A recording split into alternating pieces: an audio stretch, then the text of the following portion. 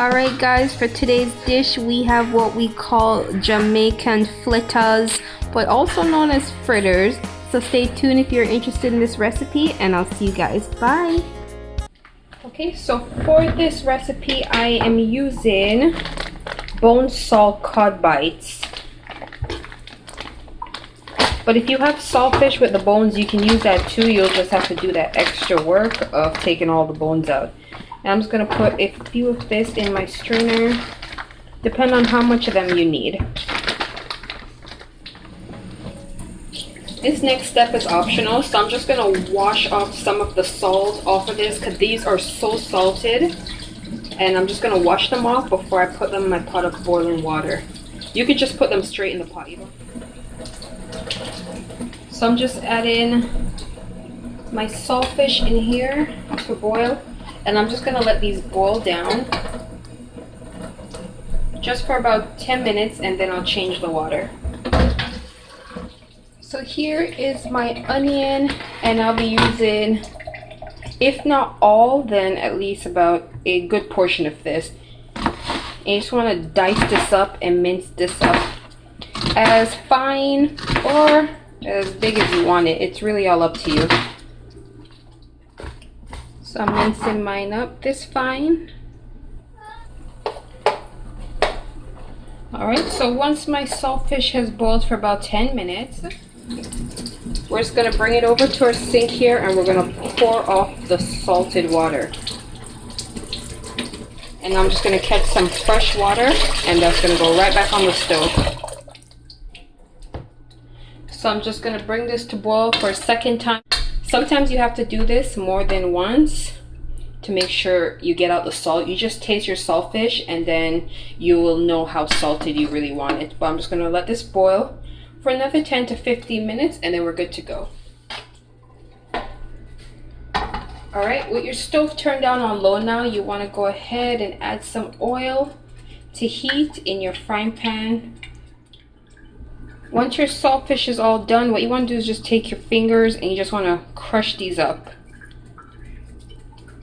You just want to crush them up finer than they are. Alright, once that is done, you want to go ahead and add a few of your onions right into that. Here I have a spring green onion, or we call this scallion back home. And I am just going to add some of these chopped right into my dish here. You can add sweet peppers, tomatoes, whatever else you like to this. It doesn't have to be necessarily what I'm adding. The next thing is, here I have a Scotch bonnet pepper. This is very hot, and I'm just going to cut up a small piece of this and add to my dish for that hot flavor. You don't have to add this to your dish. It's quite optional. This is if you want a little bit of heat. I'm going to go ahead and add that. Be sure to wash your hands carefully because you definitely do not want to get this pepper in your eyes. Okay, now I'm adding about a cup and a third of all-purpose flour. So remember, it's all-purpose flour and not self-rising flour.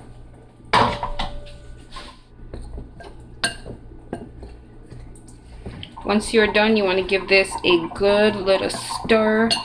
Gonna add a bit of black pepper to this, and I'm just gonna add a pinch of salt just for taste. You don't want to add too much salt to this because you got to remember that your saltfish is already salted, so you're not trying to salt your plate. And then you want to go ahead and just mix this together and combine all of that.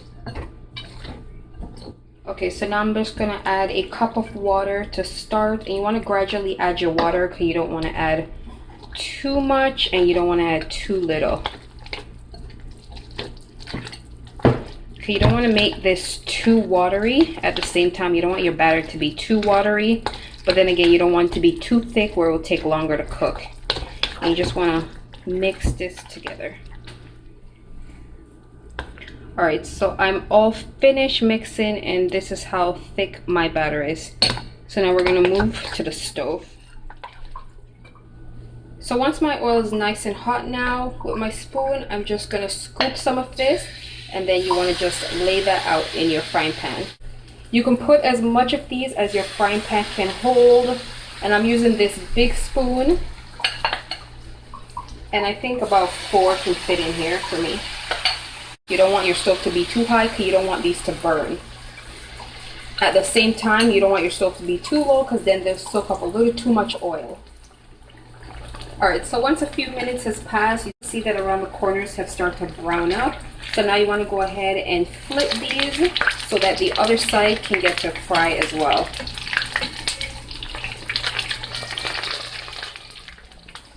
So once your fritters have finished frying on both sides, you can go ahead and remove them onto a paper towel, and this will help you to drain some of the excess oil.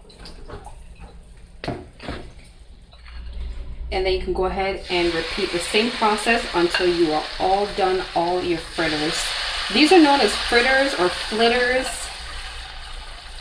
We call them fritters back home, but it's really all about what you want to call them. But back home we call these fritters.